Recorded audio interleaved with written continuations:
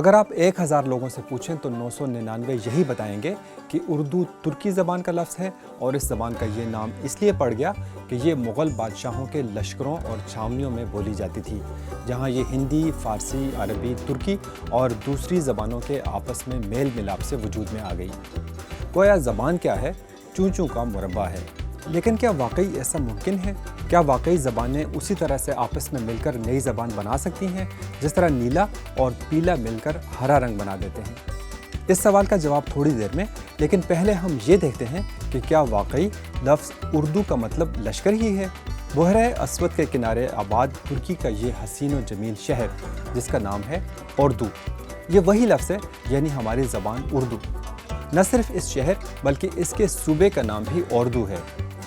اگر اردو کا مطلب لشکر ہی ہے تو کیا اردو میں قدیم زمانے میں چھاونیاں قائم تھیں؟ لفظ اردو کا اصل مطلب جاننے کے لیے ہمیں 13 صدیاں لمبی چھلانگ لگا کر منگولیا پہنچنا پڑے گا۔ یہ ایک لاٹ ہے جسے 732 عیسوی میں یہاں کے ایک بادشاہ بلگے خاقان نے اپنے بھائی کل تیگین کی یاد میں تعمیر کروایا تھا۔ اس لاٹ کی خاص بات یہ ہے کہ اس پر گوگ ترک رسم الخط میں یہ تحریر کندہ ہے۔ 66 سطروں پر مشتمل اس بیان میں لفظ اردو مختلف شکلوں میں کوئی 20 بار آیا ہے۔ یہ لفظ اردو کے استعمال کی سب سے قدیمی شہادت ہے۔ یہاں اردو کا کیا مطلب ہے؟ اس لاٹ پر لفظ اردو کا مطلب لشکر یا چھاونی نہیں بلکہ ریاست، شاہی محل اور مرکز ہے۔ اس لاٹ کے وجود میں آنے کے کچھ ہی عرصے بعد ترک شاعر یوسف خاص حاجب نے ایک کتاب شاہی دانش لکھی جس میں لفظ اردو جا بجا نظر آتا ہے۔ البتہ اس کا مطلب یہاں تھوڑا بدل کر شہر ہو گیا ہے۔ اردو کا یہی مطلب ہمیں ترکی کے صوبے اور شہر کے نام میں نظر آتا ہے۔ اسی مطلب کی کچھ اور مثالیں بھی موجود ہیں، جیسے چینی شہر کاشغر کا قدیم نام اردو قند تھا۔ سن 1235 میں منگولیا ہی سے اٹھ کر چنگیز خان کے پوتے باتو خان نے یورپ پر دھاوا بول دیا اور چند ہی سالوں کے اندر اندر روس، پولینڈ اور ہنگری کو روند کے رکھ دیا۔ اس تمام مہم کے دوران ایک منقش طلائی خیمہ باتو خان کے زیر استعمال رہا، جس کی وجہ سے تمام لشکری خیمہ گاہ کو التون اردو یا سنہرا کیمپ کہا جانے لگا۔ شاہی خیمے کو اردو کیوں کہا جاتا تھا؟ اس کا ذکر ہم اوپر کر چکے ہیں کہ اردو کا ایک مطلب شاہی محل بھی ہے، اور اسی مناسبت سے باتو خان کا خیمہ التون اردو کہلایا۔ یہ 2 منزلہ خیمہ جہاں سفر کرتا تھا لوگ کہتے تھے کہ وہ اردو جا رہا ہے۔ رفتہ رفتہ لفظ اردو کا مطلب لشکر ہی ہو گیا۔ باتو خان نے 1242 میں مشرقی یورپ میں منگول سلطنت کی داغ مل ڈالی جو 15ویں صدی تک قائم رہی۔ اسی دوران لفظ اردو بھی یورپ کی مختلف زبانوں میں داخل ہونے لگا۔ 1555 میں شائع ہونے والی رچرڈ ایڈن کی کتاب نئی دنیا کے اشرے انگریزی زبان کی وہ پہلی کتاب ہے جس میں یہ لفظ پہلی بار استعمال ہوا۔ ہندوستان میں یہ لفظ پہلی بار ایک اور منگول حکمران بابر نے برتا۔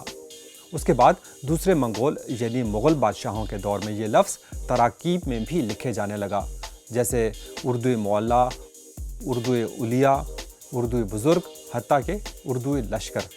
ان تمام تراکیب میں اردو کا مطلب شاہی کیمپ ہے۔ یہ ایک موبائل محل ہوتا تھا جس کی کئی منزلیں ہوا کرتی تھیں۔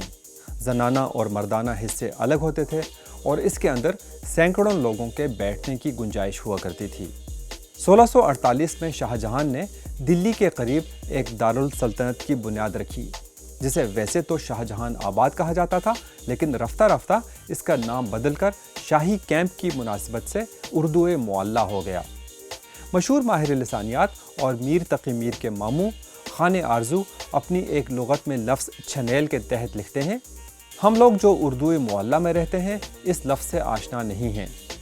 اس اردو معلی میں کون سی زبان بولی جاتی تھی؟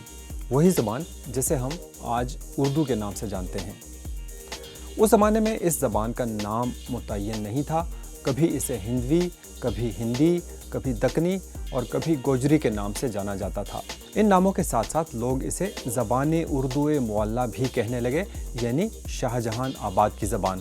ظاہر ہے کہ اتنا بھاری بھرکم لفظ بولنا مشکل تھا، اس لیے یہ سکڑتے سکڑتے پہلے اردو معلی ہو گیا اور بعد میں صرف اردو۔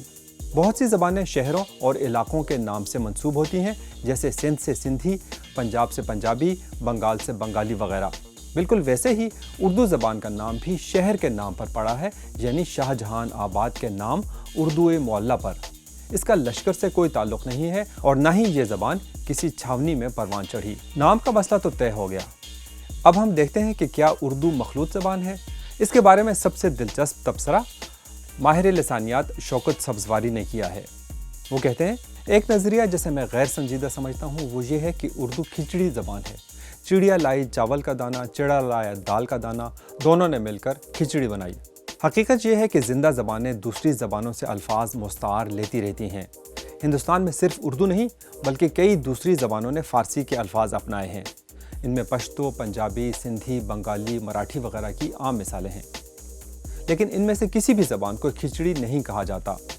ख़ुद अंग्रेज़ी की मिसाल ले लीजिए, उसने दुनिया भर की ज़बानों बशमूल उर्दू से अल्फाज अख़ज़ किए हैं और एक तखमीने के मुताबिक अंग्रेज़ी के 99% अल्फाज दूसरी ज़बानों से आए हैं। लेकिन क्या आपने किसी को ये कहते सुना है कि अंग्रेज़ी दूसरी ज़बानों का अमेज़ा है? बात यह है कि उर्दू ज़बान मुसलमानों की आमद से पहले ही दिल्ली के गिरदो-नवाह में बोली जाती थी और उसकी अपनी ग्रामर थी। जब इसे मुसलमानों ने अपनाया तो उसमें कुदरती तौर पर फ़ारसी और अरबी के अल्फाज शामिल होते चले गए, लेकिन उसकी ग्रामर वही की वही रही जो आज तक है। बस इतनी सी बात है जिसे लोगों ने अफसाना बना दिया। यही काम आज भी हो रहा है कि उर्दू की ग्रामर तो वही है, लेकिन इसमें थोक के हिसाब से अंग्रेज़ी के लफ्ज़ शामिल हो रहे हैं। इसका ये मतलब नहीं कि उर्दू और अंग्रेज़ी के मिलाप से कोई नई ज़बान वजूद में आई है। असल में ज़बान तो वही है, लेकिन जैसा कि दुनिया की तमाम ज़िंदा ज़बानों के साथ होता है कि इसके अंदर वक्त गुजरने के साथ साथ तब्दीलियाँ आती रहती हैं। यही हाल उर्दू का है। न ये लश्करी ज़बान है और न मखलूत ज़बान। बाकी लोगों के जहनों में जो मुकालते समा गए हैं उन्हें निकालते निकालते वक्त लगेगा।